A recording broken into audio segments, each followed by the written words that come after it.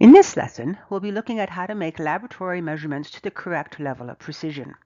No measurement is ever perfectly exact. There is always some uncertainty, even when we use good equipment carefully. For this reason, we will always be estimating the last digit in the measurement. Because there will always be a bit of variability in how different people estimate that last digit, the last digit in a measurement is said to be uncertain. Let's look at some examples on how to make measurements to the correct level of precision. So I have two rulers, and you have the same object measured with both of them. And we can see that if we extend a little dashed line, they're both lined up, so they're both the same length. Now, the thing I want you to be thinking about today is how would we use each one of these rulers to determine the length of this particular object. And so for the first ruler, we can see that the end of the object, it's not quite at 12.5, it's a little bit past 12.5, so we could say it's about 12.6. We can't estimate any farther than that because there aren't any lines for that. So our best guess for this first ruler would be 12.6 centimeters. Remember, we are always going to include our units with our measurements. Which brings a thought to mind. A lot of students have been confused by the rulers that are in my classroom. I'm sure a lot of teachers have the same issue. They see the millimeters on the rulers and they think that each one of those numbers corresponds to a millimeter. The markings, the smallest marking is what is mentioned on these rulers. So for the top ruler, it says centimeters, and that means each marking corresponds to 1 centimeter. For the pink ruler, it says millimeters. That means each one of the little lines is a millimeter. And if you remember your metric conversions, 10 millimeters equals 1 centimeter, which is why we have a 1 marked right there. So while the lines are millimeters, the numbers are centimeters. All right, so back to the example. Now, if we look at the second ruler, we can see that we can estimate a little bit farther in. So we say, put my laser pointer on. So there's 12.5. That dashed line is a little bit past 12.6. So maybe somebody might estimate it as being 12.61. Or you could say, no, it looks like it's a little bit past that. So you could say, well, this is 12.62 centimeters. There is not that 12.61 or 12.62. Either of them is the only correct answer. Both of those are acceptable because that last digit, the 2/100ths of a centimeter, is the one that has been estimated. It is the one that is uncertain. Now, if you were to write down something like 12.68, that line is nowhere close to 12.68. So that would be a wrong number. All right, so let's look at some more examples. So here we have a drawn picture of a beaker, and say, all right, well, I want to measure this. I got to figure out, it's in milliliters. I got to figure out what to estimate it to. So I see it goes 20, and then there's a line, so that would be 30. Next one would be 40. Next line would be 50. So it's in between 40 and 50. So you could say, all right, well, that looks like it's going to be 48. So 48 milliliters. And then we got another example. This one is a little bit more realistic. Whenever you have a liquid in a container, there's always going to be a bit of curvature to the surface because the capillary action between the liquid and the sides of the container are going to draw some of the liquid up the sides. An exception to this would be mercury, which has the curved surface going the other way because it's hydrophobic. And it tends to be, the dirtier your glassware is, the more creeping you have up the sides. So for this reason, we always want to make sure that we are reading from the bottom of the meniscus. And I'm going to try very hard to draw a straight line. All right, I still can't draw a straight line. So we look at the bottom of that meniscus, bottom of the curved surface, and we figure out each line is 1 milliliter. So that means that we can estimate to 1/10 of a milliliter. So there's 35, 36, 37, 38, 39, 40. Put my laser pointer on so you can see what I'm talking about.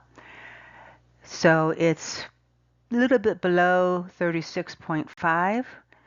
So you might say, well, I think that one is going to be 36.4 milliliters.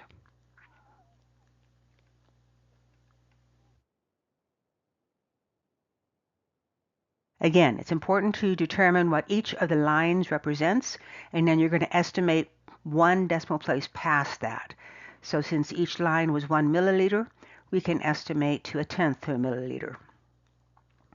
In the case of the other graduated cylinder, or the other beaker, each line was 10 milliliters, which means we can only estimate to the ones place. We can't go to 1/10. So we're going to go over how to use the triple beam balance.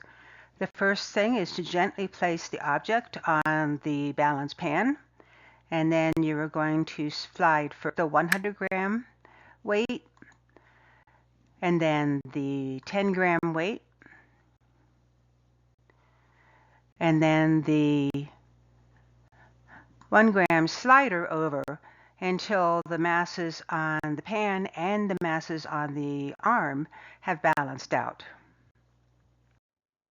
So the way you read this, I'm going to blow it up a little bit, is you're just going to add those different weights together.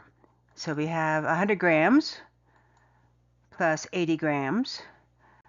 And I really got to look closely here. So it is, we got 8.7, not quite to 8.8, so 8.78. Add them all together, and you get that particular chunk of lead weighs 188.78 grams. Now when you go to use the balance, just as you would with any type of measuring device, you want to make sure your measurements are as precise as possible by making an estimate to that last digit. So we had each one of these 1-gram increments are in 1/10 of a gram. So that means that we can estimate the masses to 100th of a gram. The other thing that I've seen that people do that's a little weird is they don't have the 100-gram or the 10-gram mass hanging or sitting in the notch. You want to make sure that it's actually in the notch so that it has the effect of 100 grams or 80 grams in this case. If you had the 100-gram weight, halfway in between 100 and 200, it would have the effect of being about 150, but we don't know exactly where it's sitting. So you're introducing a whole new level of uncertainty into your measurement. So make sure the 100 and the 10-gram masses are in the notches before you start sliding the 1 gram over. All right, so volume is a measure of how much space matter takes up. So if you have a nice regularly shaped object, you can just use a ruler and measure the length and the width and the height, multiply them all together. So here we have something, it's 2 centimeters by 2 centimeters by 2 centimeters, which means it is 8 cubic centimeters altogether. Just like you can cancel units, you can also multiply them together. So centimeters times centimeters times centimeters is centimeters cubed. The nice thing about the metric system is that 1 cubic centimeter is exactly equal to 1 milliliter. So if you have it in cubic centimeters and you want milliliters, you just cross out the letters and change it to what you need. That's the only time you can make that kind of change, though. Now, if we were going to measure the volume of a liquid, like we said on that very first slide with the examples, we want to go across at the bottom of the meniscus, and we see that the volume right there is 19.2 milliliters. Again, somebody else might estimate that last digit to the 10th place as 19.1. Maybe you might have somebody say 19.3. You're going to have a little bit of variation depending on how people are estimating that digit. All right, so what if we had something where it had a really weird shape to it, where you can't use a ruler to easily measure the different dimensions of it.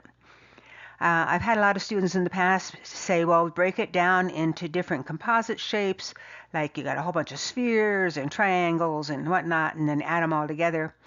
That's really the hard way to do it. If you have a graduated cylinder nearby, you can take advantage of the fact that this object has its own volume and determine its volume by displacement. So the way you do that is you just drop it into a measured amount of water, or water is what they usually use. And then the only reason why the water went up is because the volume of the object displaced that much water. So now we're going to read the volume again. So our final volume is 28.1. Again, we're estimating that last digit. And the way you define the volume of the object is using just by subtracting. So the volume of the object in this case works out to be 8.9 milliliters. So graduated cylinders have been calibrated to contain a specific volume of liquid. So when you measure it in there, you know exactly that's what it is, to the level of precision that graduated cylinder can be done. If you pour the water out of the graduated cylinder, you don't necessarily know that you're getting exactly that much into whatever you poured it into, because there's always going to be a little bit left behind, stuck to the walls of the graduated cylinder. And so if you need to deliver a specific amount of a liquid to a container, that's when you would want to use a burette. Burets look a lot like graduated cylinders, except that they have a valve on the bottom that allows you to measure how much liquid gets put into the flask underneath.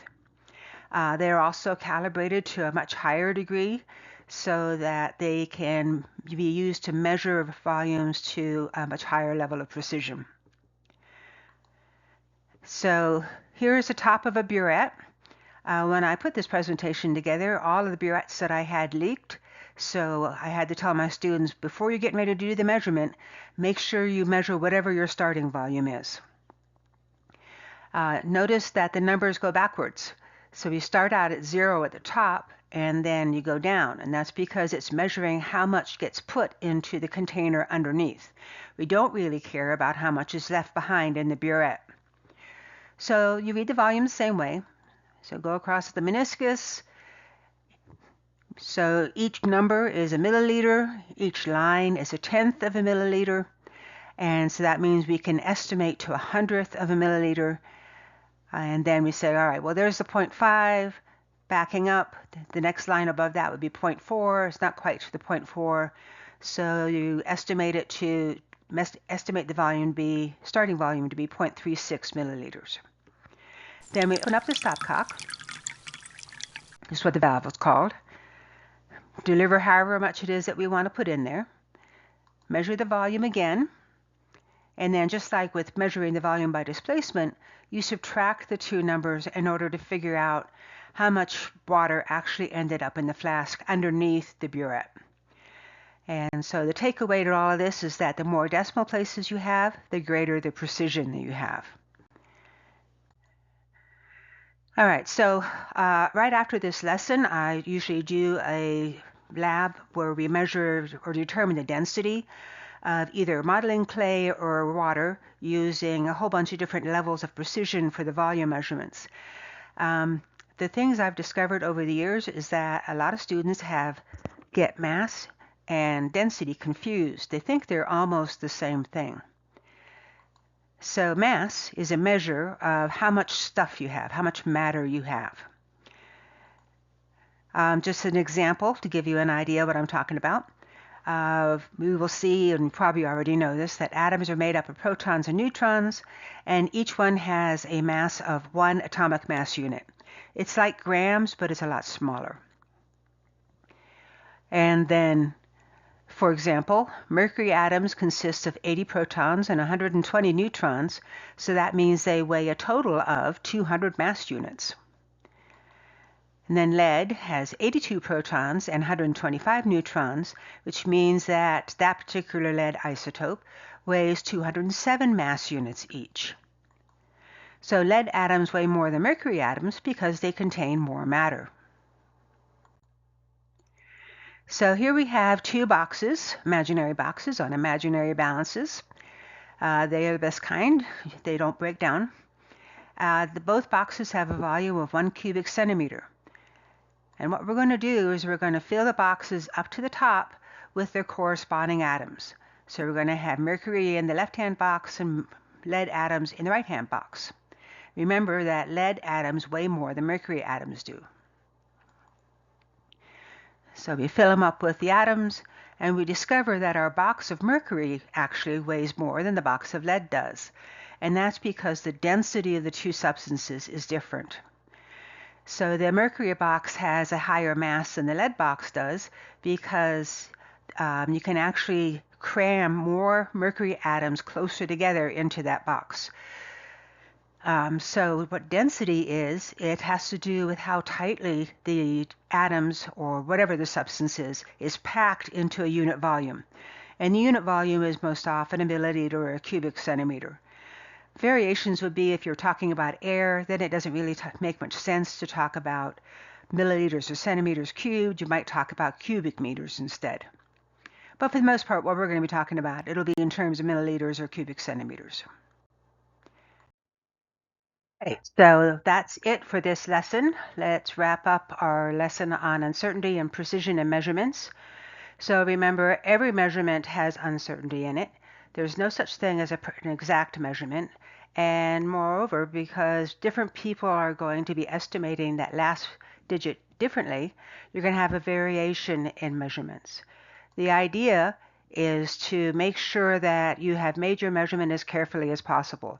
So that's why we want to make sure that we always estimate the last digit, because that gives us the highest level of precision possible. The more decimal places you can get, the greater the precision. But it doesn't necessarily mean the greater the accuracy of the value, especially when you start doing things like determining density. Because if you have a low-level precision value for, like, say, your volume, and then you go to calculate the density, the precision of the density, the accuracy of the density is going to be determined by how precise the measurements were for the mass and the volume. Mass and density are not the same thing. And so we saw that mass is how much matter is present, whereas density is how tightly that matter is packed into a specified volume, usually a cubic centimeter or a milliliter. All right, so that is it for our measurements lesson. We're going to go do a lab on making proper laboratory measurements, and next time we're looking at the difference between accuracy and precision. Thanks for listening.